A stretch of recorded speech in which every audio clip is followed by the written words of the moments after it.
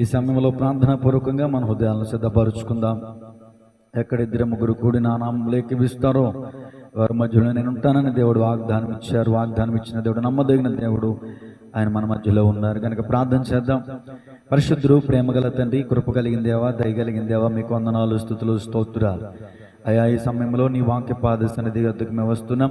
నీ వాక్యము చేత మమ్మల్ని ఆదరించే దేవుడు అని, నీ వాక్యము చేత మమ్మల్ని బలపరిచే దేవుడు అని అయ్యా నీ సన్నిధానంలోనికి చేరి వచ్చి ఉన్నాం. మరియా అవసరమైనదియు ఉత్తమమైనదియు కలిగి ఉన్నదని మీరు సెలవిచ్చారు. నిజమే ప్రభువా. ఎవరైతే మరి విస్తారమైన పనులు పెట్టుకొనకుండా ఇదిగో తగిన సమయంలో తగిన కాలంలో నీ ప్రార్థన సమయానికి చేరి వచ్చి నీ సన్నిధిలో నీ పాదాల చెంత కూర్చున్నారో అయ్యవారు అవసరమైనది ఉత్తమమైనది కలిగి ఉన్నారని మరొకసారి ప్రభా మేము జ్ఞాపకం చేసుకుంటున్నాం. చేరి వచ్చిన మీ యొక్క ఆత్మ బిడ్డలందరిని బట్టి అయ్యా మీకే వందనాలు, స్తుతులు, స్తోత్రాలు అయ్యా. వారు తమ సమయాన్ని కేటాయిస్తుండగా తండ్రి మీ కొరకు మీ సన్నిధిలో నీ వాక్యము కొరకు తమ సమయాన్ని ఇచ్చిస్తున్నారు ప్రభా. కాబట్టి వారిని దీవించడానికి అయ్యా నీ బిడ్డల్ని ఆశీర్వదించడానికి వారి పట్ల నీకున్నటువంటి సమయాన్ని హెచ్చిస్తావని ప్రార్థన చేస్తున్నాను.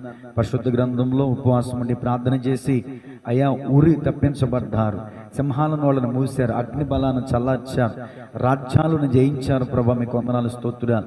నిజమే ఉపవాసం ఉండి ప్రార్థన చేసిన నినివే మహాపట్నం కీడు నుంచి తప్పించబడింది ప్రభా. దుర్గతి నాశనము కలగకుండా బతికి బట్టగట్టేశారు ప్రభా. ఉపవాసం ఉండి అహాబు ప్రార్థన చేసినప్పుడు కూడా అహాబు వంటి దుర్మార్గుడు కూడా తప్పించబడ్డాడు ప్రభా. నిజమే ఉపవాస ప్రార్థనలో విడుదల ఉంది, ఉపవాస ప్రార్థనలో క్షమాపణ దొరుకుతుంది ప్రభా. ఇలా ఎన్నో లేఖనాలను మేము పరిశీలిస్తూ ఉన్నాం. కాబట్టి ఆదివారం ఆరాధనకి పరిమితం కాకుండా ఇదిగో మరి వారంలో మరొక పూటను ఏర్పాటు చేసుకుని ఉపవాసము కూడికను ఏర్పాటు చేసుకుని ఈ సన్నిధానంలో ప్రార్థించేటటువంటి కృపని ధన్యతను మాకు ఇచ్చినందుకు వందనాలు. చేరి వచ్చిన బిడ్డలను బట్టి మీకు వందనాలు. యూట్యూబ్ ద్వారా వీక్షిస్తున్న వారిని బట్టి మీకు వందనాలు. కృపగల దేవా, దయగలిగిన తండ్రి, నేనైతే బలహీనుడిగా ఉన్నాను ప్రభువా. ఈ ఆత్మశక్తి చేత నన్ను బలపరిచి వాడుకొనమని, నాకును మాకును కావలసిన ఆత్మీయ ఆహారాన్ని అందింపచేయమని, తదుపరి మేమందరం కూడా మా గ్రామ అభివృద్ధి కొరకు, మా దేశ క్షేమం కొరకు అయ్యా మా ఆత్మీయ బిడ్డలందరి కుటుంబాల కొరకు ప్రార్థించే కృప మాకు దయచేయండి. ప్రార్థనాత్మను దయచేయండి, విజ్ఞాపన ఆత్మను దయచేయమని యేసే నామములో ప్రార్థించి అడిగి వేడుకొనుచున్నాము తండ్రి, ఆమేన్. Praise lord. అందరికీ వందనాలు. God bless you all. పరిశుద్ధ గ్రంథములో నుండి ప్రతి శనివారం కీర్తనల గ్రంథంలో ఉన్నటువంటి మరి కీర్తనలను మనం ధ్యానం చేస్తున్నాం. మరి గత వారం మరి దైవజనరాలు దేవుని వాక్యాన్ని అందించారు కనుక మరి 27వ కీర్తనని మనం ధ్యానించలేకపోయాం. మరి వారం 27వ కీర్తనని మనం ధ్యానం చేయడానికి సిద్ధపడదాం. చూడండి, మరి ఎంతో సమయాన్ని నేను మాట్లాడను, కానీ మరి చిన్న కీర్తన కాబట్టి ఇంచుమించు ఒక 30 నిమిషాలు లేదా ఒక 40 నిమిషాలు మాత్రమే దేవుని యొక్క వాక్యాన్ని మనం ధ్యానం చేద్దాం. అందరూ తీశారా? 27వ కీర్తన ఎన్ని వచనాలు ఉన్నాయి? 14 వచనాలు ఉన్నాయి. చదువుతాను, చూడండి. ఈ 27వ కీర్తన రచించింది ఎవరు చెప్పండి? పైన ఉంది కదా, అది. యెహోవా నాకు వెలుగును రక్షణయునై ఉన్నాడు, నేను ఎవరికి భయపడుతును? యెహోవా నా ప్రాణ దుర్గము, ఎవరికి విరుతును? నా శరీర మాంసము తినుటకై దుష్టులు నా మీదకి వచ్చినప్పుడు, నన్ను బాధించు శత్రువులు నా మీదకి వచ్చినప్పుడు వారు తొట్టిల్లి కూలిరి. నాతో యుద్ధము చేయుటకు దండు దిగినను నా హృదయము భయపడదు. నా మీదికి యుద్ధము రేగినను దీనిలో నేను ధైర్యము విడువకుందును. దేవునికి స్తోత్రం కలుగును గాక. ఎన్ని వచనాలు చదువుకున్నాం? 3 వచనాలు మనం చదువుకున్నాం. ఈ 3 వచనాల్లో మనం ఒక విషయాన్ని మనం గమనించాలి. ఈ 3 విషయాల్లో మనకి మనం ధ్యానించవలసినటువంటి సత్యం ఏంటంటే ధైర్యము, అలాగే నమ్మకం. ప్రతి వచనంలో నుంచి దేవుడు ఏదో ఒక విధంగా మనతో మాట్లాడతారు అనే విషయాన్ని మనం గ్రహించాలి. వాక్యం అనగా దేవుడే కదా. మనం వాక్యాన్ని చదివినా విన్నా దేవుడు మనతో మాట్లాడుతున్నాడని అర్థం. అలనాటి భక్తుల యొక్క అనుభవాల్లో నుంచి ఈనాటి మన జీవితాల్లో ఆదరణ, ధైర్యాన్ని మనకి దేవుడు అనుగ్రహిస్తాడు.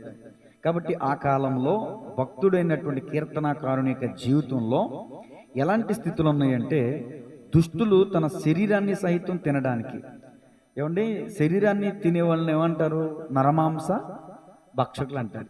అంటే నరమాంస భక్షకులు వంటి పొజిషన్లో నరమాంస భక్షకులు తనని తినేయడానికి సిద్ధంగా ఉన్నటువంటి సమస్యలో, పరిస్థితిలో, ఇరకాటంలో ఉన్నాడు దావీదు మహాభక్తుడు. అలాంటి సందర్భంలో దావీదు గారు ఏమంటారంటే, యెహోవా నాకు వెలుగును రక్షణయునై ఉన్నాడు, నేను ఎవరికి భయపడదును. అంటే తనలో ఇప్పుడు భయం ఉందా? లేదు. తనలో పిరిగితనం ఉందా? లేదు. చుట్టూ నరమాంస భక్షకులే వచ్చినప్పటికీ, చుట్టూ ద్రోహులు, చుట్టూ శత్రువులు చుట్టుముట్టినప్పటికీ కూడా నేను ఎవ్వరికీ భయపడను. నాకు దేవుడు వెలుగై ఉన్నాడు, నాకు రక్షణ ఉన్నాడు. ఏమంటే నా ప్రాణ దుర్గము అంటే దాని అర్థం ఏంటంటే, దుర్గము అంటే ఒక కోట అని అర్థం.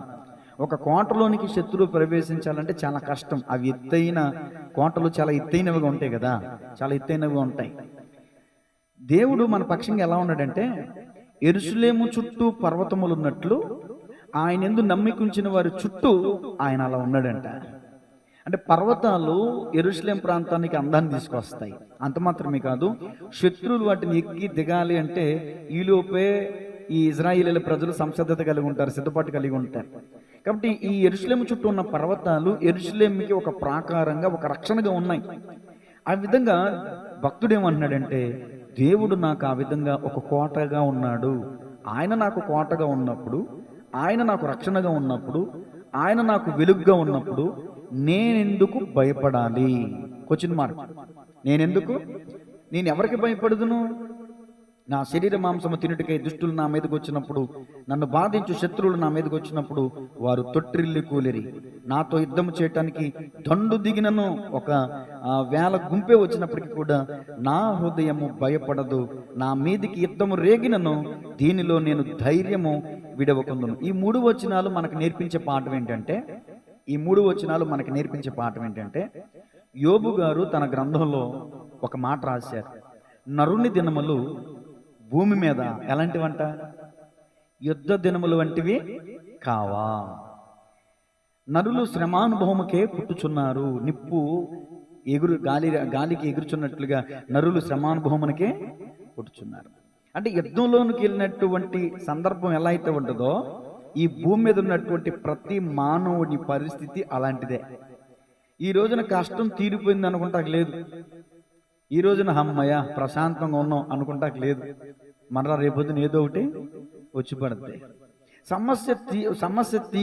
మనం సమస్యకి ప్రాకులాడి ఆ సమస్యని తీర్చుకున్నంత సమయం పట్టదు, మరొక సమస్య వచ్చి కూర్చుంటుంది. ఈ శరీరం ఉన్నంత వరకు సమస్యలు వస్తానే ఉంటాయి, పోతానే ఉంటాయి.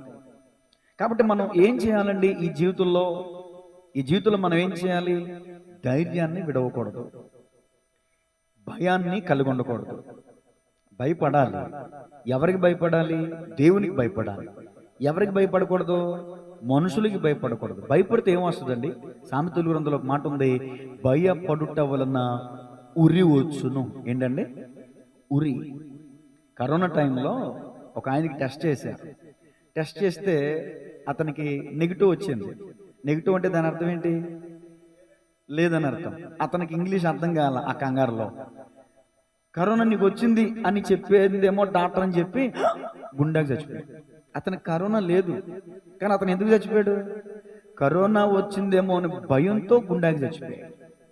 ఈ వారంలో హృదయాన్ని కలిచి వేసిన సంఘటన ఏంటంటే, టీచరు ఎల్కేజీ స్టూడెంట్ని హోంవర్క్ చేయలేదని లెంపదెబ్బ కొట్టింది.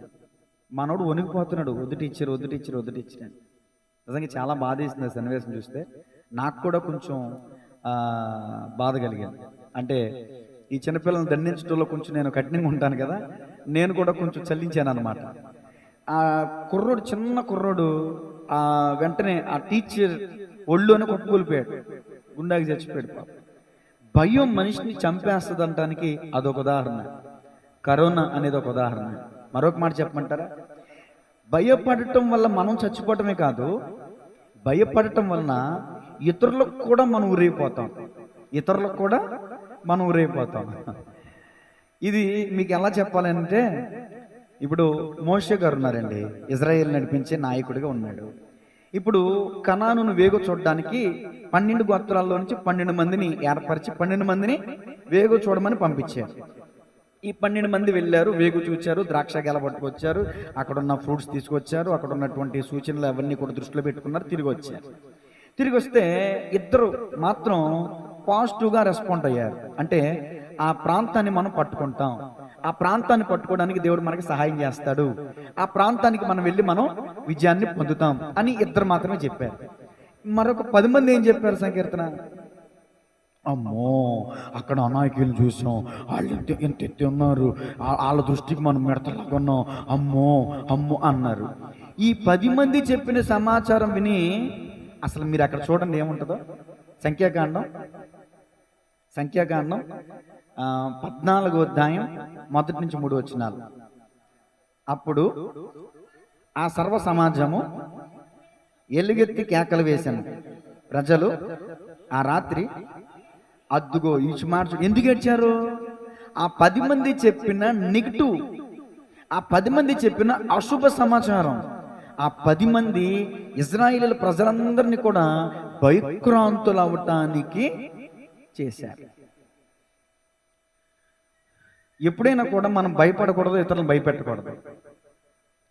మనం చదువుకున్న రోజులో కొటేషన్ గుర్తొస్తుంది, సాహసవంతుడు ఒక్కసారి మరణిస్తాడు కానీ పిరికివాడు అనేక సార్లు మరణిస్తాడు. ఏమన్నది? అనేక సార్లు సాహసవంతుడు ఒకసారి మరణిస్తాడు. కాబట్టి గమనించాలి దేవుని ప్రియ సంగమా, ఇక్కడ నెగిటివ్ సమాచారం చెప్పినటువంటి వాళ్ళు కనాన్లో అడుగు పెట్టలా. ఆ ప్రాంతం, ఆ యొక్క ఎడారి ప్రాంతంలోనే, అరణ్య ప్రాంతంలోనే రాలిపోయారనే సమాచారం మనం చూడొచ్చు. చూడండి 14:36 నుంచి. ఆ దేశమును సంచరించి చూచుటకే మోషే చేత పంపబడి తిరిగి వచ్చి ఆ దేశమును గురించి చెడ్డ సమాచారం చెప్పుట వలన అది సర్వ సమాజము అతని మీద సనుగునట్లు చేసిన మనుషులు, అనగా ఆ దేశమును గురించి చెడ్డ సమాచారం చెప్పిన మనుషులు యెహోవా సన్నిధిని తెగులు చేత ఏమయ్యారండి? ఎప్పుడు కూడా ఎదుటి వ్యక్తిని భయపెట్టే పని మనం చేయకూడదు. ఎదుటివానికి మనం కీడు చేయాలనుకుంటే ఆ కీడు మన మీదకే వస్తుంది. ఎదుటివాడిని ఎప్పుడు భయపెట్టకూడదు. ఒకవేళ భయపడేటటువంటి సన్నివేశం అయినప్పటికీ కూడా ఏం కాదు, దేవుడు మనకి తోడై ఉన్నాడు, మనం విజయాన్ని పొందుకుంటాం, దేవుడు మనకు ఆరోగ్యం ఇస్తాడు, నీ బాధలన్నిటి నుంచి దేవుడు నిన్ను విడిపిస్తాడు, 6 బాధలు కలిగిన 7 బాధలు కలిగిన దేవుడు నిన్ను విడిపిస్తాడు. ఈ విధంగా దేవుని వాక్యము చేత ప్రజల్ని ఆదరించాలి, బలపరచాలి, స్థిరపరచాలి. ఎప్పుడు కూడా సేవకుడైనా కానీ చూడండి, కొంతమంది ఈ రోజున సేవకుల్లో ఎలాంటి వాళ్ళు ఉన్నారంటే విశ్వాసులను సైతం భయపెట్టేటటువంటి స్థితిలో ఉన్నారు. భయపెట్టి సొమ్ము వసూలు చేసే సేవకులు కూడా లేకపోలేదు. వాళ్ళు ఎలాంటి వారైనా తెగులు వచ్చి వాళ్ళు చనిపోతారని ఈ వాక్యం ద్వారా నేను చెప్తున్నాను. కాబట్టి దేవుని ప్రియ సంగమా, మనం ఎలా ఉండాలంటే ధైర్యంగా ఉండాలి. ఎందుకని? తిమోతికి రాసిన 2వ పత్రిక 1వ అధ్యాయం 17వ వచనం చూడండి.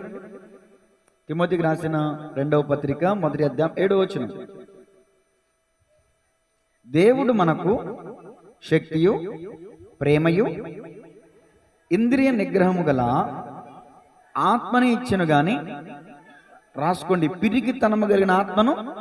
నా సబ్జెక్ట్ ఏంటంటే 3వ వచనంలో ఏమన్నాడంటే దావీదు, దీనిలో నేను ధైర్యము విడవకుందాం. మనం ధైర్యాన్ని విడిచిపెట్టామంటే పిరికితనం కలిగి ఉన్నామని అర్థం. పిరికితనం కలిగి ఉన్నామంటే మనలో దురాత్మ ఉన్నాడు అని అర్థం. మీరు ధైర్యంగా ఉన్నారంటే మీలో ఎవరున్నారు? దేవుని ఆత్మ ఉన్నాడు. ఒక మాట చెప్పనండి, ఈ లోక అధికారి సైతాన్, ఈ లోక అధికారి అపవాది. వాడి పని ఏంటంటే మనల్ని భయపెట్టడమే వాడి పని. నీకు విషయం తెలుసా? యేసయ్య మరణం ద్వారా వాడి తల చెత్తకొట్టబడింది, వాడి తోకూటే కదులుతుంది. అపవాదికి మనం భయపడాల్సిన పని ఏమి లేదు. కాకపోతే ఈ లోక అధికారం, ఈ లోకం ఉన్నంత వరకు అడిగి ఒక అధికారం ఉంది, మనుషులు మోసపుచ్చేటటువంటి అధికారం వాడికి ఉంది. ఎలా అయినా మనుషులు వాడు మోసం చేస్తాయి. అయితే మనం భయపడకుండా ఉండటానికి మీకు ఒక ఖరీదైన మాట చెప్తాను. హృదయం అనే పలక మీద రాసుకోండి, పుస్తకం మీద కాదు, హృదయం అనే పలక మీద. వాక్యమే చెప్తాను, నా సొంత మాట కాదు. ఈ లోకంలో ఉన్నవాడు బలవంతుడే కావచ్చు, అపవాది బలవంతుడే కావచ్చు, కానీ నీలో ఉన్నవాడు లోకములో ఉన్నవానికంటే గొప్పవాడు. ఇప్పుడు చెప్పండి, ఈ లోకంలో ఉన్న అపవాదికి మనం భయపడాలా, దేవునికి మనం భయపడాలా? దేవునికి భయపడితే మనకు ఆశీర్వాదం వస్తుంది, సాతానికి భయపడితే మనకు మరణం వస్తుంది. ఈ జీవితం నేను సాగించలేను, ఈ జీవితాన్ని నేను బతకలేను, ఈ జీవితాన్ని ముగించేయాలి, ఆత్మహత్య చేసి చచ్చిపోవాలి, ఇలాంటి ఆలోచనలు చాలా పిరికితనం కలిగిన వారు సూసైడ్ చేసుకుని చచ్చిపోయే ప్రయత్నాలు చేస్తారు. కాబట్టి సంగమా, దండే దిగిన నేను ధైర్యం విడవకుందని అంటున్నాడు కీర్తనకారుడు. ఈరోజు నీ చుట్టూ ఉన్నవారి చేత కావచ్చు, నీ ఇంటి వారి చేత కావచ్చు, నీ బంధువుల చేత కావచ్చు, ఎవరు ఎలా నిన్ను హింసించినా, ఎవరు నిన్ను ఎలా బాధ పెట్టినా, కష్టపెట్టినా నీవు ధైర్యము విడవకూడదని ప్రభు ఈ వచనం ద్వారా నీతోనే మాట్లాడుతున్నాడు. దేవునికి స్తోత్రం కలుగునుగా. ఎందుకంటే నీవు నమ్ముకున్న దేవుడు నీకు ఎలా ఉన్నాడు? ప్రాణదుర్గంగా ఉన్నాడు. నీ చుట్టూ ఒక కవచంగా ఉన్నాడు ఆయన, నీ చుట్టూ ఒక ఆయుధంలాగా ఉన్నాడు ఆయన. మరణం ఇదిగో ఆయన్ని దాటి నీ దగ్గరికి రా. కాబట్టి గమనించాలి, ఆయన మనకు అండగా ఉన్నాడు. కాబట్టి మనము దేనికి భయపడాల్సిన పని లేదని మరొకసారి ఈ మాటలను తెలియజేస్తున్నాను. సామెతల గ్రంథం 28 చదవండి.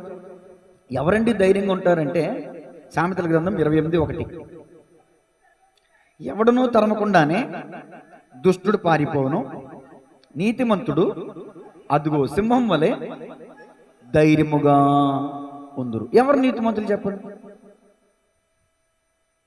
చెప్పండి, ఎవరు నీతిమంతులు? ఎవరు నీతిమంతులు ఎవరున్నారు?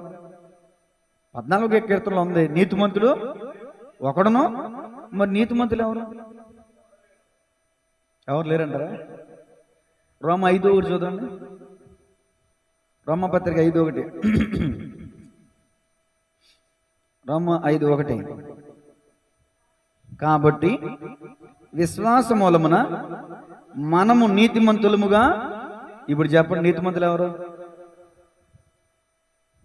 మీ అందరు ఎవరా? మరి ఇప్పుడు ఎవరు లేరన్నారా? అది లోకల్లో ఉన్నప్పుడు, దేవుని వెతికే స్థితి లేనప్పుడు. ఇప్పుడు మీరందరూ దేవుని వెతకట్లేదా? దేవుని ఎందుకు విశ్వాసం ఉంచలేదా? అందుకని కీర్తనకారుడు ఏమన్నాడంటే, యెహోవా నాకు వెలుగును రక్షణై ఉన్నాడు, ఆయన నా ప్రాణదుర్గమై ఉన్నాడు. ఏమండి, ఎవరు నా మీదకి వచ్చి నేను భయపడిన? ఎందుకంటే అతను ఆ మాట అనడానికి గల కారణం ఏంటి? తన హృదయంలో ఉన్న విశ్వాసం దేవునే కదండి. దేవుని యందు తన విశ్వాసం ఉంచాడు కాబట్టి, విశ్వాసము కలిగి నీతిగా ఉన్నాడు కాబట్టి అంత ధైర్యం ఉంది. నీతిమంతులు మాత్రమే సింహంలా ధైర్యంగా ఉంటారు. దేవునికి మహిమ కలుగునుగా. విశ్వాసం మన హృదయాన్ని ధైర్యపరుస్తుందండి. అవిశ్వాసం మన హృదయాన్ని ఏం చేస్తుంది చెప్పండి? కలవరపరుస్తుంది. చిన్నపిల్లలారా, మీ హృదయములను కలవరపడనీకుడి. యెషయా గ్రంథంలో ఉంది, విశ్వసించువాడు కలవరపడి. నీకు దేనికి కలవరం? అప్పుల, రోగాల, బాధల, నిందల, వేదనల, సూటిపోటి మాటల, గాయాల? ఏమండి, ఈ దేనికి నీకు వేదన చెప్పు? దేనికి నీకు కృంగిపోతున్నావు? వాక్యం ఏం చెప్తుంది? శ్రమ దినమున నీవు కృంగిని ఎడలా మనం చేతకాని వాళ్ళమా? మనం అల్లటప్ప వాళ్ళమా? మన వెనకాల ఎవరున్నారు? కొదమ సింహం, రాజుల రాజు, ప్రభులకు ప్రభు, మరణాన్ని జయించిన మృత్యుంజయుడైన యేసుక్రీస్తు ప్రభులో మన వెనకాల ఉన్నాడు. నీలో ఉన్నాడు ఆయన. ఇదిగో నీ కుడి ప్రక్కన యెహోవా నీకు నీడగా ఉందా లేదా బైబిల్లో? ఆయన నీ కుడి ప్రక్కన ఉంటే నువ్వు భయపడాల్సిన పని ఏంటి అసలు? జస్ట్ ఏమిలా, ఆయన చెప్పినట్టు నువ్వు ప్రొసీడ్ అయిపోతే చాలు, ఆయన చెప్పినట్టు నువ్వు నడిస్తే చాలు, నీ పాదం ఇరుకున పడకుండా కాపాడే బాధ్యత అయింది. దేవునికి స్తోత్రం కలుగునుగా. ఆయన చెప్పినట్టు నువ్వు అడిగాయి, నీ పాదం ఇరుకున ఎందుకు పడద్దు అసలు? నీ పాదానికి రాయి ఎందుకు తగిలిద్ది అసలు? నీ గుడారానికి తెగిలెందుకు వస్తుంది అసలు? దేవునికి స్తోత్రం కలుగునుగా. 91వ కీర్తన ఏముంది? మహోన్నతుని చాటున నివసించువాడు సర్వశక్తుని నీడను. ఎవరైతే ఆయన చాటున ఉంటారో, ఆయనలో ఉంటారో, ఆయనపై విశ్వాసంతో ఉంటారో, వాళ్ళ జీవితంలో జరిగే అద్భుతమైన ఆశీర్వాదాలు 91వ కీర్తనలో ఉన్నాయి. సరే, అది మన అంశం కాదు కాబట్టి ఇప్పుడు 2వ మాటలోకి వెళ్ళిపోదాం. 4 మాటలు ఉన్నాయండి ఈ కీర్తనలో. 1వ మాట అయిపోయింది. మొదటి మాట ఏంటంటే ధైర్యము, నమ్మకం. అమ్మ, అక్క, చెల్లి, తమ్ముడు, అన్న, ఇదిగో మీ కుటుంబంలో దేనిని బట్టి మీరు చింతిస్తున్నారు నాకు తెలియదు. దేనిని బట్టి మీరు భయపడాల్సిన పని లేదు. భయపడితే త్వరగా చచ్చిపోతాం. 70-80 ఏళ్ళు బతికేవాళ్ళం 40-50 ఏళ్ళకే చచ్చిపోతాం. కాబట్టి ఈ రోజు నుంచైనా మీ హృదయంలో దేనిని గురించైనా చింత ఉంటే, భయం ఉంటే దాన్ని తీసేయండి. మీ చింత యావత్తు ఆయన పైన వేయండి. మీరు నిబ్బరం కలిగి ధైర్యంగా ఉండాలి. కాబట్టి దేవుడు ఈరోజు తన వాక్యం ద్వారా నీతో సెలవిస్తున్న మాట, మొదటి మాట, భయపడొద్దు. భయపడొద్దు. భయపడొద్దు అన్న మాట ఎన్నిసార్లు ఉంది బైబిల్లో? 365 సార్లు. ఎన్ని రోజులు సంవత్సరానికి? 365. అంటే రోజుకి ఎన్నిసార్లు చెప్తున్నాడు దేవుడు నీతో? రోజుకు ఒకసారి చెప్తున్నాడు దేవుడు నీతో, భయపడద్దు. ఈ రోజు ఎలా గడుస్తుందో, ఈ రోజు ఏమవుతుందో, ఈ రోజు పరిస్థితులు ఏమవుతాయో, ఎలాంటి వార్త అంటావు, దేనికి నువ్వు భయపడద్దు. నీ దేవుడు యెహోవా నీకు తోడే ఉన్నాడు, నువ్వు దేనికి భయపడద్దు. రెండో మాట, కీర్తన 27:4 నుంచి చదువుతున్నాను, మీరు వినండి. యెహోవా యొద్ద ఒక్క వరము అడిగి తిని దానిని నేను వెదుకుచున్నాను. యెహోవా ప్రసన్నతను చూచుటకును ఆయన ఆలయములో ధ్యానించుటకును నా జీవిత కాలమంతయు నేను యెహోవా మందిరములో నివసింపగోరుచున్నాను. ఆపత్కాలమున ఆయన తన పర్ణశాలలో నన్ను దాచును, తన గుడారపు మాటున నన్ను దాచును. ఆశ్రయ దుర్గం మీద ఆయన నన్ను ఎక్కించును. ఇప్పుడు నన్ను చుట్టుకొని ఉన్న నా శత్రువుల కంటే ఎత్తుగా నా తల ఎత్తబడును. ఆయన గుడారములో నేను ఉత్సాహధ్వని చేర్చు బలులు అర్పించేదను, అంటే ప్రార్థన. నేను పాడేదను, అంటే స్తుతి. యెహోవాను గురించి స్తుతిగానము చేసేదను. 6వ వచనం వరకు మీరు ఒక పాయింట్ రాసుకోండి. 3వ వచనం వరకు ఒక పాయింట్, 6వ వచనం వరకు 2 పాయింట్. ఈ 2 పాయింట్కి మనం పెట్టుకునే పేరు ఏంటంటే దేవుని మందిర వాంఛ. పాటల పుస్తకం మీద రాస్తున్నాంటమ్మాయి, నోట్బుక్ మీద రాయాలి, పాటల పుస్తకాల మీద రాయకూడదే. దేవునికి స్తోత్రం కలుగునుగా. మొదటి పాయింట్ ఏంటండి? భయపడొద్దు. రెండో పాయింట్ ఏంటండి? దేవుని వాంఛ. భక్తుని జీవితాన్ని మనం పరిశీలన చేస్తూ ఆ భక్తుని జీవితం ఎలా ఉందో తెలుసుకుంటూ మనం మన జీవితంలో ఎలా ఉండాలనేది నేర్చుకుంటున్నాం. ఇక్కడ భక్తుడు ఏమంటున్నాడంటే, అయ్యా నీకు దేవుడు ఒక వరం ఇస్తాను కోరుకో అని అడిగితే నువ్వేం కోరుకుంటావు అంటే, భక్తుడు ఏమన్నాడు తెలుసా? యెహోవా యొద్ద ఒక్క వరం అడిగి తిని దానిని నేను వెతుకుచున్నాను. అమ్మా, ఇప్పుడు మీ అందరికి నేను ఒక మాట అడుగుతాను, మీకు ఏం వరం కావాలి? ఎన్ని వారాలు కావాలి చెప్పండి. పల్లవి, నీకు ఎన్ని వారాలు కావాలి? చెప్పాలి కానీ చాలా ఉన్నాయా? సంగీత, నీకు ఎన్ని వారాలు కావాలి? అక్కి గారు, మీకు ఎన్ని వారాలు ఉన్నాయి? చాలా ఉన్నాయి కదా. ప్రశాంతంగా ఉంటే చాలండి. దేవునికి స్తోత్రం. ఇక్కడ మనం చెప్పడానికి సిగ్గుపడి చెప్పం కానండి, మన హృదయంలో చాలా కోరికలు ఉంటాయి. కోరికలు పుట్ట మన హృదయం. అయితే దావీదు అంటాడు, 2-3 అడుగుతాను అంటలా, ఒక్క వరం అడుగుతాను అంటున్నాడు. ఒక్క విషయం చెప్పమంటారా? ఆ ఒక్క కోరిక కొన్ని ఆశల, కొన్ని కోట్ల కోరికలను తీర్చగలిగినది. కొన్ని ఆశల, కొన్ని కోట్ల కోరికలను తీర్చగలిగేది తన వరం. ఆ ఒక్క వరంలో అంత ఇముడుంది. అలాంటి వ్యక్తి కడుపును పుట్టినవాడు కాబట్టే సొలొమోను ఒక్కటే అడిగాడు. ఏమడిగాడండి? ఏమడిగాడు? జ్ఞానం అడిగాడు.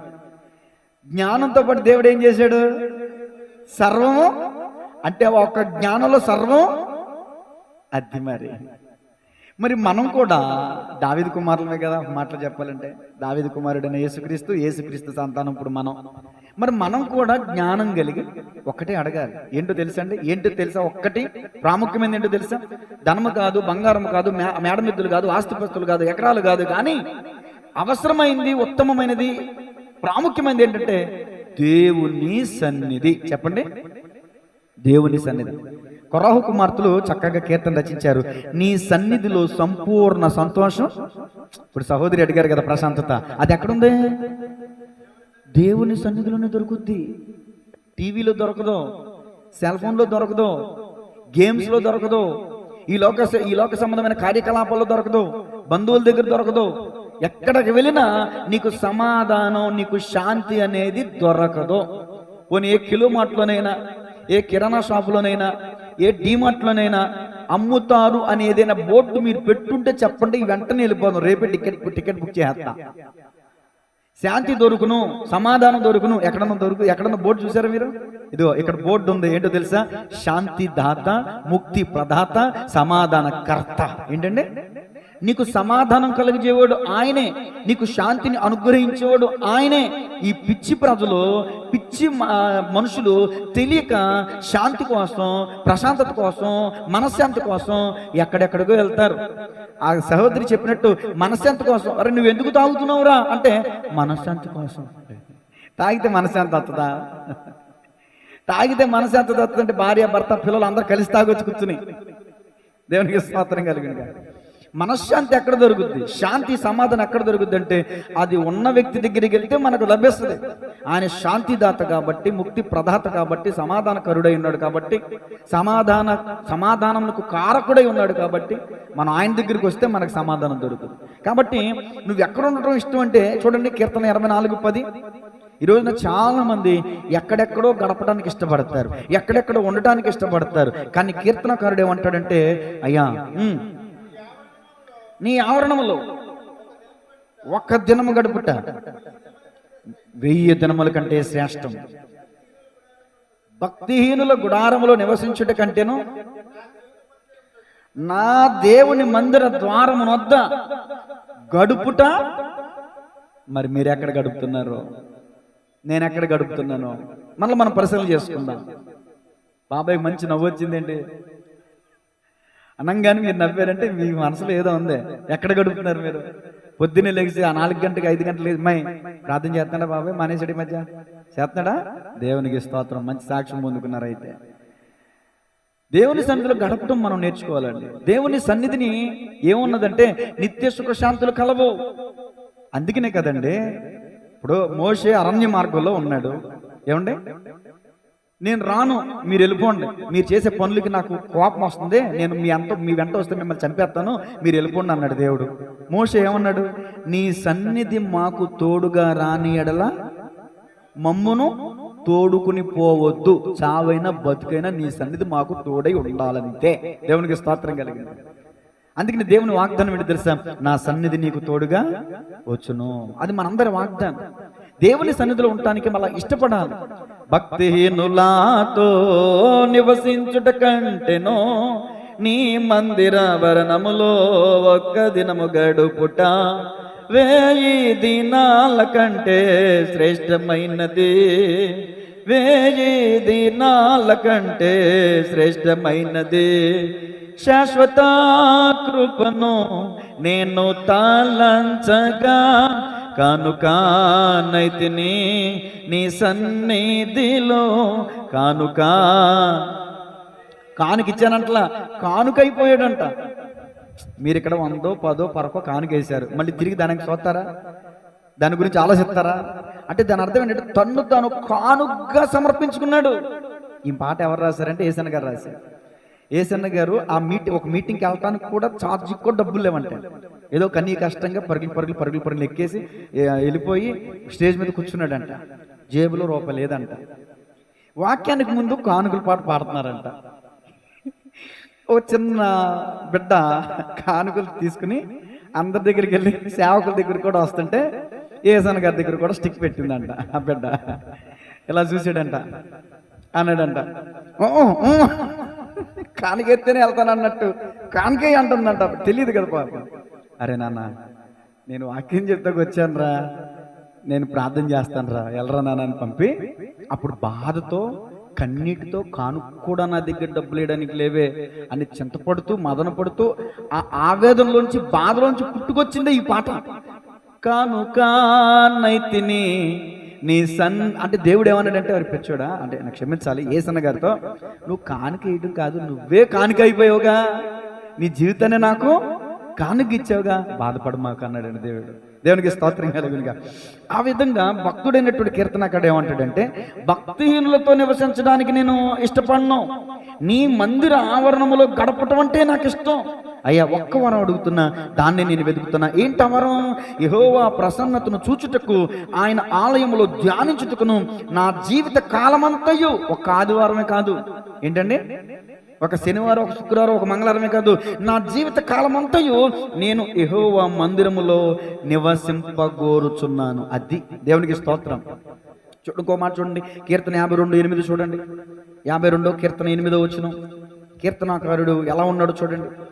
నేనైతే దేవుని మందిరములో అదిగో పచ్చని ఒలివ చెట్టు వలె ఉన్నాను, నిత్యము దేవుని కృపయందు నమ్మిక ఉంచు. మీరు ఎక్కడున్నారు చెప్పండి? అసలు మీరు ఎలా ఉన్నారు చెప్పండి?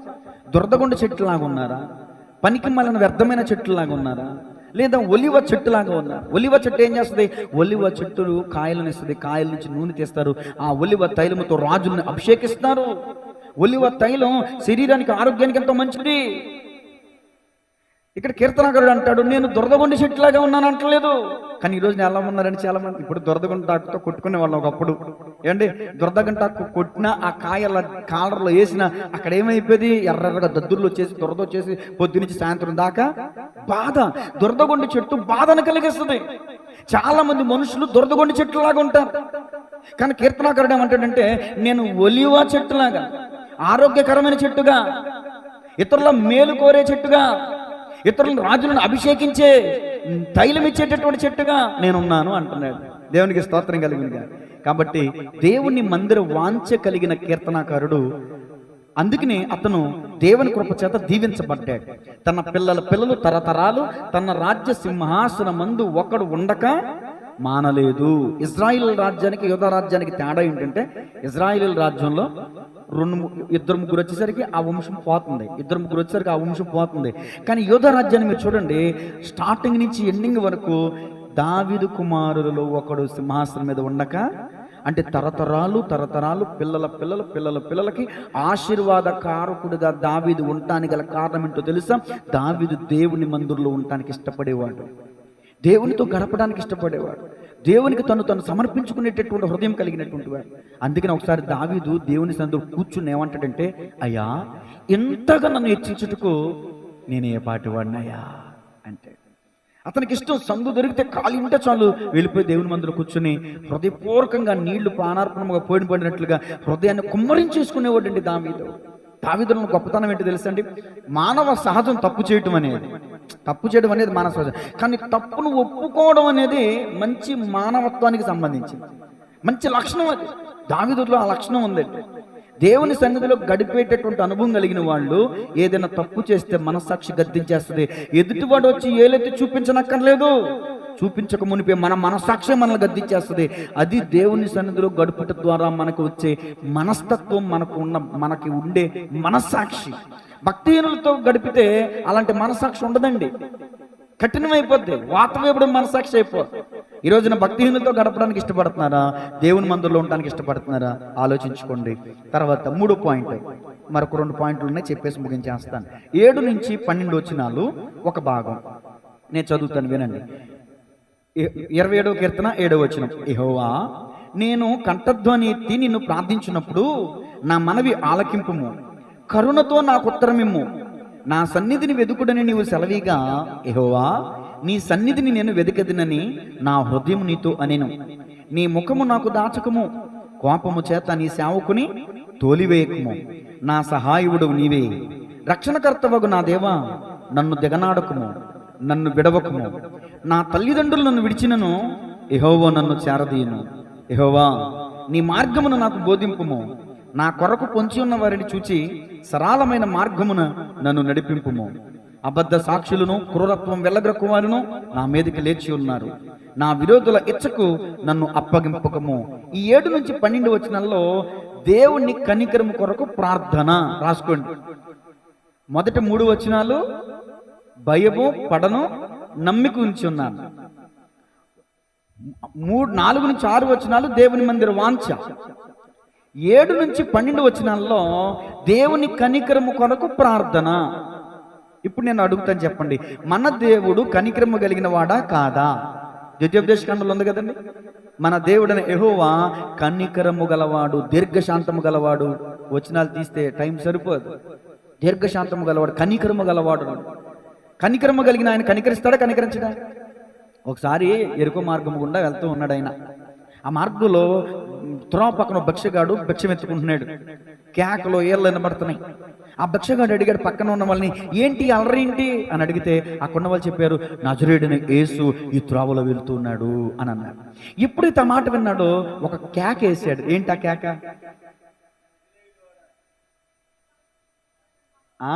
దావీదు కుమారుడా అని కేకలేస్తే శిష్యులు ఏమన్నారు తెలుసా? ఆయన వెళ్ళిపోయాడు కానీ ఆపు ఆపు కేకలాపు అని అన్నారు. ఆపిడా మరింతగా కేకలేశాడు. చూడండి, అది ఎక్కడ? లూకా శుభవార్త 18వ అధ్యాయం 35వ వచనం. అద్భుతమైన విషయాలండి.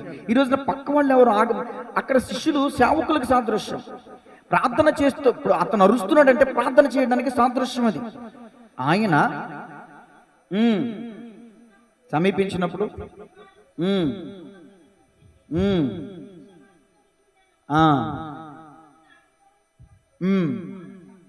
విని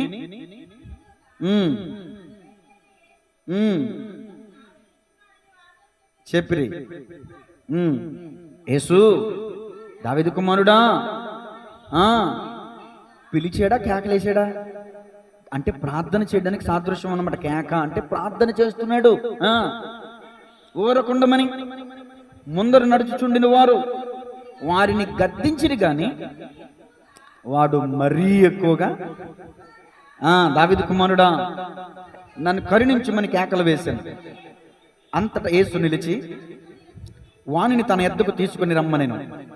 వాడు దగ్గరికి వచ్చినప్పుడు ఆయన, నేను నీకేమి చేయగోరుచున్నానని అడుగగా వాడన్నాడు, ప్రభువా చూపు పొందగోరుచున్నాన నేను. యేసు, చూపు పొందుము, నీ విశ్వాసం నిన్ను స్వస్థపరచునని వానితో చెప్పాను. వెంటనే వాడు చూపు పొంది దేవుని మహిమపరచుచు ఆయనను వెంబడించెను. ప్రజలందరూ అది చూచి దేవుని స్తోత్రం చేసిరి. చాలు, దేవునికి మహిమ కలుగును గాక. రోడ్డు ప్రక్కన ఉన్నటువంటి భిక్షమెత్తుకునేటటువంటి వ్యక్తి యొక్క జీవితం ఎలా ఉంటుందంటే మనం పరిశీలన చేయొచ్చు. అనేక రకాల అనుభవాలు అతని జీవితంలో ఉంటాయి. ఒరే గుడ్డోడా అని పిలిచేవాళ్ళు కొంతమంది, ఒరే ఎందుకు నీ బతుకు పో అని ఊసేవాళ్ళు కొంతమంది, చేదరించుకునేవాళ్ళు కొంతమంది, జాలి చూపించేవాళ్ళు కొంతమంది, భిక్షం వేసేవాళ్ళు కొంతమంది, వేయబడిన భిక్షంలో సిగ్గు లేకుండా ఆ భిక్షాన్ని కూడా ఎత్తుకుపోయేవాళ్ళు కొంతమంది. రకరకాల అనుభవాలు భిక్షం ఎత్తుకునే వాని జీవితంలో ఉంటాయి. అంటే ఆ వ్యక్తిని చూసి కనికరపడిన వాళ్ళు ఎవ్వరూ ఈ భూమి మీద లేరు. అందుకని అతను దావీదు కుమారుడు అని పిలిచి ఏమంటున్నాడంటే, అయ్యా ఈ భూమి మీద నా తల్లిదండ్రులే నన్ను వదిలేశారు గుడ్డోడని. నేను చూపు కలుగుంటే నా బిడ్డలు, నా తల్లిదండ్రులు నన్ను హత్తుకునే వాళ్ళేమో, నా తల్లిదండ్రులు నన్ను ప్రేమించే వాళ్ళేమో, అందరిలాగానే నా తల్లిదండ్రులు నన్ను కూడా స్కూల్లో వేసి మంచి చదువులు చదివించే వాళ్ళేమో. గుడ్డోడని చెప్పేసి రోడ్డు పక్కన పడేసింది నా తల్లి, నా తండ్రి నన్ను వదిలిపెట్టేశాడు. ఇది ఇప్పుడు నాకు ఏ దిక్కు లేక, నా తల్లిదండ్రుల ఆదరణ లేక నేను భిక్ష వెతుకుంటున్నాను, నేను గుడ్డోడిగా ఉన్నాను. నా జీవితంలో ఆదరణ లేదు, కనికరం అనేది లేదు. అయ్యా దావీదు కుమారుడా నన్ను ఎవరైనా వెళ్ళిపోతారు, ఎందుకమ్మా కూర్చోండి, నా మాట అలవాటు చేయకూడదు అసలు. ఎవరైనా మన కాదు ఒకవేళ మనకైనా వెళ్ళిపోతారు. ప్రార్థన చేసుకునే వాళ్ళు చర్చిలో దర్శనం చేయకూడదు. మీరు అలా వెళ్తూ ఉంటే అలాగే రాస్తూ ఉంటారు. ప్రతిసారి వెళ్ళొద్దు అసలు ఎవరు. దేవునికి స్తోత్రం కలుగునుగా. ఇక్కడ నా సబ్జెక్ట్ అర్థం చేసుకోండి. ఇక్కడ కీర్తనకారుడు ఎంత ఆవేదనతో ఉన్నాడో భిక్షమెత్తుకునేవాడు కూడా అంతే వేదనతో ఉంటాడా ఉండడా? ఖచ్చితంగా ఉంటాడండి. మన సమస్యకి తీవ్రత ఎంతో మనకు తెలుస్తుంది. నా సమస్యకి ఆ తీవ్రత మీకు తెలియదు. మీ సమస్యకి తీవ్రత అంటే ఆ సమస్య మిమ్మల్ని ఎంత గురి చేస్తుందో, ఎంత బాధకు గురి చేస్తుందో మీకే తెలుసు. నాకుదేముంది అమ్మ పర్లేదులే అని సలహా ఇస్తాను. సలహా ఇవ్వడం తేలికే. ఆ బాధ పడేవాడికి తెలుస్తుంది ఆ బాధ తీవ్రత ఏంటో. అక్కడ భిక్షమెత్తుకునేవాడి యొక్క హృదయ వాంఛల్లో, హృదయ లోతులో నుంచి వస్తున్న మాట కేకది. కేక వేయడం అంటే అది గొంతుకులో నుంచి వచ్చేది కాదు, హృదయ లోతుల్లో నుంచి ఆర్తనాదం. దావీదు కుమారుడా నన్ను, అందుకనే కదండి ఆ మాట మీద ఒక పాట కూడా రాశారు. దావీదు కుమారుడా నన్ను దాటిపోకయ్యా, గుడ్డివాడినయ్యా, నన్ను కరుణించయ్యా. దావీదు కుమారుడా నన్ను కరుణించు అన్నాడు దేవుడు. ఇక్కడ మంచి విషయం చెప్పాలి. పాత నిబంధన గ్రంథంలో యెహోషువ ప్రార్థన చేయగా ఎవరు నిలిచిపోయారు? సూర్యచంద్రుడు నిలిచిపోయారు. యెహోషువ మహానుభావుడు, మహానాయకుడు, దేవుని అభిషక్తుడు. ఇక్కడ భిక్షగాడు ప్రార్థన చేస్తే అక్కడ సృష్టి ఆగిపోయిందేమో, కానీ భిక్షగాడు కేకేస్తే సృష్టికర్త నిలబడిపోయాడు. గట్టిగా చప్పట్లు కొడుతూ ప్రభు నామమున మహిమపడతా. సృష్టికర్త నిలబడిపోయాడు. అక్కడ ఉంది కదా నిలిచి. ఏం చేసాడంటే ఆ కేకలు విని నిలిచి. ఏంటి అతని కేకలు ఏంటి? తీసుకున్నాడు అతని దగ్గరికి. ఈరోజు నేను అంటున్న మాట ఏంటంటే, మీరు మీ హృదయ ఆర్తనాదంతో కేకేస్తే సృష్టికర్త నీ ముందుకు వచ్చి నిలబడతాయి. దేవునికి స్తోత్రం కలుగునుగా. ఎవరి చేత నీకు ఆదరణ దొరకట్లేదేమో, కనికరం అనేది నువ్వు పొందుకోలేకపోతున్నావేమో, మన యేసయ్య మనల్ని కనికరించే దేవుడు. దేవునికి స్తోత్రం. 4వ మాట, ఆఖరు వచనాలు 13 నుంచి 14 వచనాలు చదువుతాను చూడండి. సజీవుల దేశమున నేను యెహోవా దయను పొందుదునన్న నమ్మకము నాకు లేని ఎడల నేనేమవుదును? యెహోవా కొరకు కన్ను పెట్టుకుని ఉండుము, ధైర్యము తెచ్చుకుని నీ హృదయమును నిబ్రముగా ఉంచుకొనుము. యెహోవా కొరకు కనిపెట్టుకుని ఉండుము. తన హృదయంతో తను చెప్పుకుంటున్నాడు. అలాగే తన యొక్క అభిప్రాయాన్ని వెలగక్కుతున్నాడు. సజీవుల దేశమున నేను యెహోవా దయను పొందుదునన్న నమ్మకం నాకు లేనాడు, నేనేమవుదును? యెహోవా కొరకు కన్ని పెట్టుకొని ఉండుము. తనతో తను చెప్పుకుంటున్నాడు. అంటే నిరీక్షణ కలిగి ఉన్నాడు. రాసుకోండి 4వ పాయింట్, నిరీక్షణ. మొదటి మాట ధైర్యం, రెండో మాట దేవుని మందిర వాంఛ, 3 దేవుని కనికరం, 4 నిరీక్షణ. ఈ రోజున దేవుని విశ్వాసులు అయినటువంటి మనం, దేవుని యందు విశ్వాసం ఉంచిన మనం ఆయన యందు ఏం ఉంచాలంటే అండి, నిరీక్షణ ఉంచాలంట. ఆయన యందు నిరీక్షణ ఉంచిన వాళ్ళు సిగ్గుపడరని వాక్యం చెప్తుంది. దేవునికి స్తోత్రం కలుగునుగా. రోమపత్రిక ఏంటి? రోమపత్రిక 8వ అధ్యాయం 5వ అధ్యాయంలోనే ఉంటుంది ఈ మాట. రోమ 5:5 అండి. 4 నుంచి చదివితే బాగుంటుంది. అంతేకాదు శ్రమ ఓర్పును, ఓర్పు పరీక్షను, పరీక్ష నిరీక్షణను కలుగజేయనని ఎరిగి శ్రమల యందు అతిశయపడదుము. ఎందుకనగా ఈ నిరీక్షణ మనల్ని ఏం చేయదంట, మనుషుల మీద మనం నిరీక్షణ పెట్టుకుంటే సిగ్గుపడతామేమో, మనుషులు మనం ఆధారం చేసుకుంటే సిగ్గుపడతామేమో. ఈ మధ్య మనం ఇర్మియా గ్రంథం చదువుతున్నాం కదండి, అనుదిన వాక్యం. నరులను తాను ఆశ్రయించినందున అనే మాట ఉంది ఇర్మియా గ్రంథంలో. నేను నోట్ చేసుకున్నానండి ఆ విషయం. ప్రతిరోజు నేను అనుదిన వాక్యం చదువుతూ నాకు ఏదైనా టచ్ అయితే ఆ వాక్యం వచ్చినాలు నేను గ్రూపులో పెడతా ఉంటున్నాను. మీరు చూస్తున్నారు లేదు నాకు తెలియదుగా. మరొక మాట ఉంది, నీకు మేలు కలగకుండాటకు నీ పాపములే కారణం అనే మాట ఉంది. అది నోట్ చేసుకున్నాను నేను. నరులను ఆశ్రయించిన వారంటండి మేలు పొందుకోలేరంటే, సిగ్గుపడతారంటే. అందుకనే కీర్తనాకారుడు అన్నాడు, మనుషులు నమ్ముకునేటి కంటే, రాజులు నమ్ముకునేటి కంటే. ఇక్కడ దావీదు ఎవరి యందు నిరీక్షణ ఉంచుతున్నాడు? దేవుని యందు నిరీక్షణ ఉంచుతున్నాడు. ఆయన యందు నిరీక్షించిన వారు ఎప్పటికీ కూడా సిగ్గుపడరు. కాబట్టి యెహోవా కొరకు కనిపెట్టుకున్న వారు ఏమవుతారు చూడండి. కీర్తన 37:9 ముగింపు మాటలు. కీర్తన 37:9 2 నిమిషాలు ముగించేస్తాను. కీర్తన 37:9 కీడు చేయవారు నిర్మూలమగుదురు, యెహోవా కొరకు కనిపెట్టుకుని వారు దేశమును స్వతంత్రించుకుందరు. దేశాన్ని పరిపాలించాడా లేదా దావీదు? స్వతంత్రించుకున్నాడా లేదా? దేవుని కొరకు కనిపెట్టుకుంటే దేశాన్ని స్వతంత్రించుకునే స్థాయికి మనం వెళ్తాం. సామెతల గ్రంథం 20వ అధ్యాయం 22 చూడండి. సామెతల గ్రంథం 20వ అధ్యాయం 22వ వచనం. కీడుకు ప్రతి కీడు చేసేదని అనుకునవద్దు, యెహోవా కొరకు కనిపెట్టుకునుము, ఆయన నిన్ను రక్షించును. దేవునికి స్తోత్రం కలుగునుగా. మనకి సమస్య వస్తే మనకి వెంటనే గుర్తొచ్చేది ఎవరు తెలుసా? మన బంధువులు, మన అన్నదమ్ములు, అక్క చెల్లెమ్మలు, ఏమండి ఇరుగు పొరుగు వాళ్ళు. సహజం, అది మానవ సహజ స్వభావ సిద్ధం. అది ఎంత చెప్పినా అది వచ్చేస్తూ ఉంటుంది. నాకు కూడా అంతే. నేను ఏదో చెప్తున్నానని నేనేమి గొప్ప ఉండను కాదు. నాకు సమస్య రాగానే మోకాళ్ళేసి ప్రార్థన చేసేస్తాను, అంత గొప్ప ఉండనేం కాదు. సహజంగా ఈ సమస్యకి పరిష్కారం ఎవరి దగ్గర ఉందని మనుషుల దగ్గర ఎదుగుతాను. మనుషుల దగ్గర దొరకనప్పుడు, నిరాశ ఎదురైనప్పుడు అప్పుడు చిట్ట చివరిగా దేవుని దగ్గరికి వస్తాను. అదే ముందు వస్తే ఆ బాధలన్నీ ఉండవుగా. యెహోవా కొరకు కనిపెట్టుకున్నాము, ఆయన నిన్ను రక్షించాను. యెషయా 40:31 యెషయా గ్రంథం 40వ అధ్యాయం 31వ వచనం.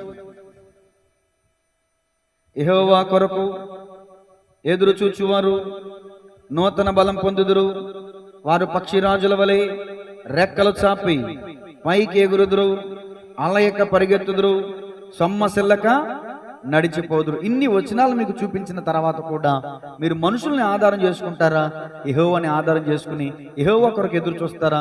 అది మీ ఇష్టం, మీ విజ్ఞతకు వదిలేస్తున్నాను. ఆఖరి మాట ఇంకా రెఫరెన్స్ లేవు. మీకా 7:7 చదవండి. ఆఖరి రెఫరెన్స్ టైం అయింది కాబట్టి ముగించేస్తున్నాను. మీకా గ్రంథం 7వ అధ్యాయం 7వ వచనం అండి. అయినను యెహోవా కొరకు నేను ఎదురు చూచెదను, రక్షణకర్తయగు నా దేవుని కొరకు నేను కనిపెట్టి యుందును, నా దేవుడు నా ప్రార్థన ఆలకించును. ఈ మాట వెనకాల చెప్పండి. అయినను యెహోవా కొరకు నేను ఎదురు చూచెదను, రక్షణకర్తయగు నా దేవుని కొరకు నేను కనిపెట్టియుందును, నా దేవుడు నా ప్రార్థన ఆలకించును. ఆమేన్. ఇంతవరకు చెప్పబడిన ఈయన దేవుని మాటలు మనందరి హృదయాలు నీరు కట్టి ఫలించునుగాక. 4 మాటలు చెప్పాను. ఒక 27వ కీర్తనలో నుంచి ధైర్యము, దేవుని మందిరం పట్ల వాంఛ, దేవుని కనికరం, నిరీక్షణ. ఈ 4 మాటలు ఎత్తిపెట్టి మనం ప్రార్థన చేద్దాం. మీకా 7:7 చదివించాను కదండి. దేవుని కొరకు కనిపెట్టుకుని మనం ఆయన నిరీక్షణ నుంచి ప్రార్థన చేద్దాం. దేవుడు మన ప్రార్థన ఆలకిస్తాడు. God bless you all. అందరికీ వందనాలు. ప్రార్థన చేసుకుందాం.